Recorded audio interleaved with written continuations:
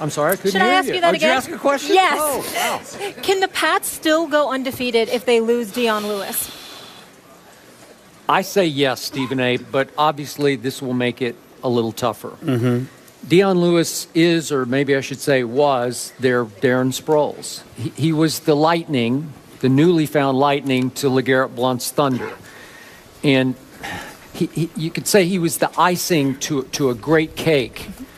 And the neon icing could be gone now. It sounds bad. It seems like almost hopeless at this point for Dion Lewis to be available for the rest of the year. But the cake remains. And the cake just might be the greatest cake that's ever been baked, because the cake is Tom Brady. And some good cake. Yeah, some pretty good cake. And the point about Tom Brady is he is on a mission to deflate every opponent he faces. He's trying to take it out on the NFL that tried to take it out on him, that tried to frame him, in his view, for Deflategate. And he was special again yesterday. He's playing at a level I don't think any quarterback has ever known before. I'm not saying he's the greatest quarterback ever, because his resume is unfinished, but he's playing at a level I've never seen a quarterback play at. And he's doing that despite the fact that you realize his best offensive lineman, Nate Solder, is gone for the year. His second best offensive lineman, Sebastian Vollmer, knocked out yesterday with a head injury. We don't know how long he's going to be out. The third best offensive lineman, Marcus Cannon, didn't dress yesterday because he's still suffering with a foot injury. They are down to makeshift, inexperienced. It's by far the most inexperienced offensive line in the NFL. And Brady continues to operate at that same level because he's reading it, he's seeing it before the defense even knows what's happening. Mm-hmm. He's picking the right receiver pre-snap, and he's getting rid of the ball in a record rate, 2.5 seconds per play. Right. So the point is that they're going to miss Dion Lewis, but when you're operating at that level, I don't know. You've already picked Denver to win at Denver, right? Yes. Okay. I don't know how they're going to block Denver's pass rush, but every week I say, how can you block that pass rush? And they do. They blocked up the Redskins yesterday. And then let me throw in one last point about Tom Brady yesterday, just to show you just what a mission he's on. He finally threw his first his-fault interception of the whole year. That was his fault. He didn't see that linebacker. And the linebacker's running for a touchdown. It's going to be a pick six. And Tom Brady, I'm not saying this was smart, but I admired it.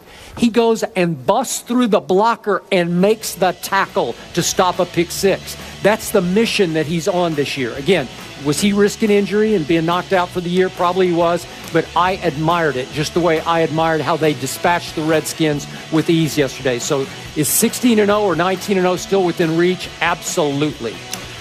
He didn't look like a dork there. No. And he didn't look like not a tough guy there, right? This subject annoys me. And the reason why it annoys me is because in the NFL, you're supposed to be required to play against an NFL team. And the Patriots didn't do that yesterday.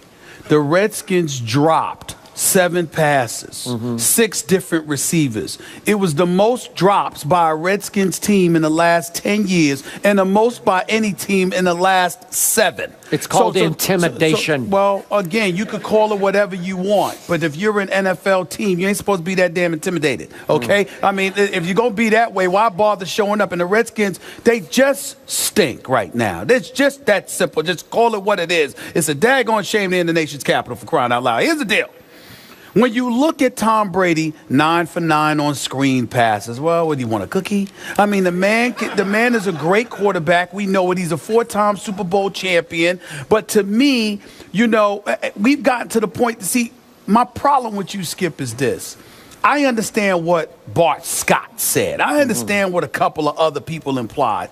But by and large, everybody recognizes Tom Brady as one of the greatest quarterbacks ever. It is now a discussion as to whether or not he will go down as the greatest quarterback to have ever played the game of football.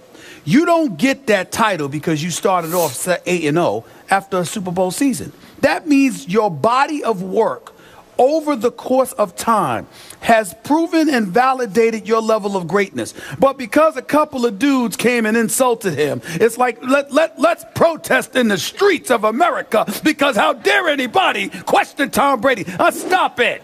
The man is great. Did he insult him? Did Bart Scott insult him? Yes, thank you. Yes, we both acknowledge that. But the point that I'm trying to make to you is that a defensive player would usually they would usually come at you. I remember Joey Porter playing for the Steelers, and he went off about Peyton Manning and how Peyton Manning engages in all the trickery and all of this other stuff, and then the Steelers went out and beat him in a playoff game, okay? But that didn't negate the fact that he was trying to highlight and call out Peyton Manning because Peyton Manning tries to beat you cerebrally. And when you're a defensive player, if you're a middle linebacker calling plays and calling schemes, you're going to react differently than somebody who's at the line of scrimmage and is just trying to get to the quarterback. You want one of those mano-a-mano kind of things, and when you don't get it, you get very, very frustrated. So a Bart Scott or somebody calling out Tom Brady, it wasn't surprising. It was insulting. It was insulting, especially towards Tom Brady. But it wasn't surprising because a lot of guys feel that way. All I'm trying to say is this. We sitting up here having this discussion after they played the Redskins. We sat up here and had a discussion about Tom Brady after they played the Jacksonville Jaguars. I mean, November 29th when they play against the Denver Broncos. Oh, yes, I want to see it then. Because they will be coming. The question was, can they still go unbeaten without Deion Lewis? Well, you the one that went all over the place with your Brady stuff. Okay. I didn't do that. You did. The question wasn't, is Tom Brady the all-time greatest quarterback? But you went all over the place with Tom Brady. Well, you went all over. You did everything but bringing flowers. They still have Brady. You did everything but bringing flowers. I'm just saying enough of this. Enough of this. Tom Brady. Can they still go unbeaten without Deion Lewis? Well, Skip, why are we asking me that question? I said they weren't going unbeaten even with Deion Lewis was available. Okay. So why would I think they're not now? You still think why? that? What do you mean? Why would I not think that? I mean, it's not like Denver lost somebody. New England, I predicted, would lose to Denver November 29th in the Mile High City. You sticking with it? Hold on. When they had Deion Lewis. So why did you see Denver yesterday? I'm asking. You did not. No. To get back to what you were saying in light of New England losing Deion Lewis, not in light of how Denver looked. You asked me in light of how Denver's your team. I didn't pick Denver to win that game. But that's what I'm saying. We're talking about New England. Are you still standing by your pick? Why not? Of course I am. They lost yesterday. They looked exposed. So what? Andrew Luck took them apart. That's me. I believe that Denver will win on November 29th.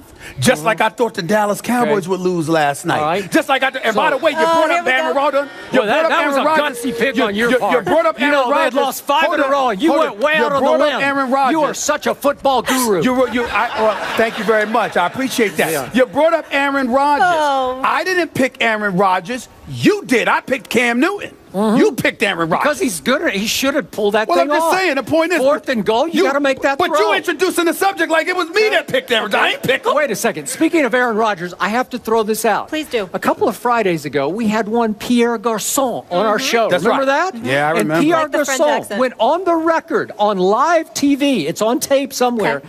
He said that Aaron Rodgers is clearly a better quarterback than Tom Brady. So what happened on the first throw of the game for the Redskins yesterday? It hit Pierre Garçon right in the hands, and karma happened. The K word. I knew it was coming. Ricochets up, and it gets intercepted. And they are off to the races with how many drops did they have? So I just want clarification. Karma. I just want clarification. Yes. So you're saying Yes. that because Pierre Garçon had the audacity, the unmitigated gall to sit up there and to say that there was somebody better than Tom Brady. Yes. Karma because he spoke against Tom Brady.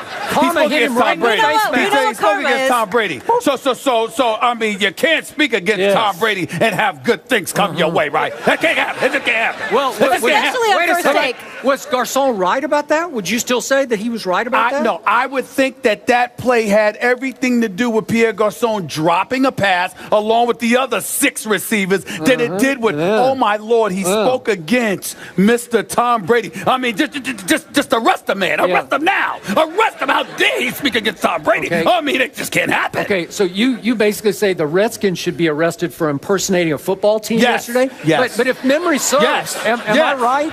Yes. Wait, those same Redskins, didn't they beat your Giants? Am I right about it? Or did they beat the Eagles?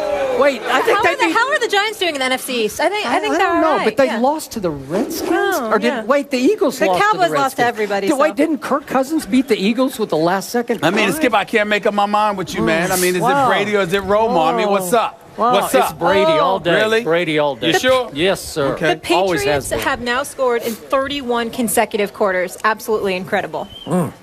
Yeah, it is. All right. Yeah, it is. Up next, from Westover Air Reserve Base in Chicopee, Massachusetts, I'm very excited. We have a new segment.